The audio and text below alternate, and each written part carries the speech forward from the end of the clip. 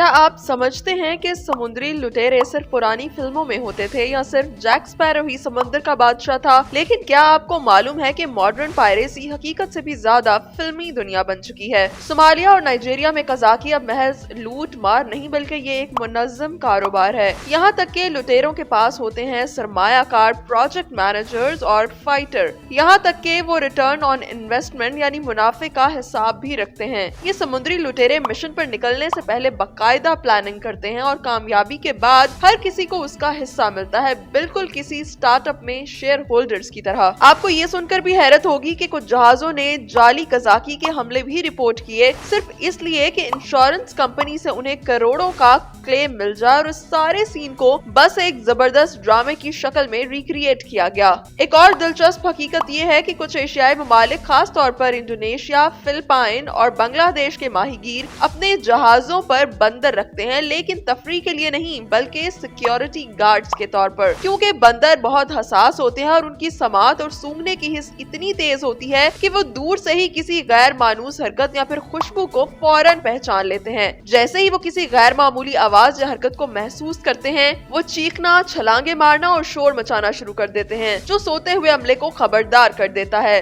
रात को समुद्री लुटेरे अक्सर खामोशी से कश्तियों के करीब आते हैं ताकि अमला जाग ना जाए, लेकिन अगर वहाँ एक होशियार बंदर हो तो कजाक को अंदाजा भी नहीं होता और बंदर उसे पकड़ लो रोक लो वाला अलार्म बजा देता है। और अगर समुद्री लुटेरे किसी तरीके से जहाज के करीब पहुंच ही जाएं, तो उनको जहाज पर चढ़ने से रोकने के लिए जदीद जहाजों पर नस्ब किए जाते हैं हाई प्रेशर वाटर कैनन। ये हाई प्रेशर वाटर कैनन 100 से 150 PSL के हाई प्रेशर पर समुद्री लुटेरों की तरफ पानी फेंकते हैं। कुछ जहाज इससे भी आगे जा चुके हैं और वो अपने डेक, सीढ़ियों और रस्सियों पर स्लिपरी रबड़ कोटिंग या झाग लगा देते हैं ताकि समुद्री लुटेरे जैसे ही जहाज पर चढ़ने की कोशिश करें, वो फिसलते हुए वापस सीधे नीचे पानी में जा गिरें। कुछ जदीद वाटर कैनन तो आवाज के साथ आते हैं, जैसे ही समुद्री लुटेरे करीब आए एक चीख जैसा अलार्म और साथ ही तेज धार पानी। इसे कहते हैं non lethal but extremely effective deterrent, यानी बगैर मारे मार देने वाली चीज। ये जदीद वाटर कैनन ज्यादातर सोमालिया,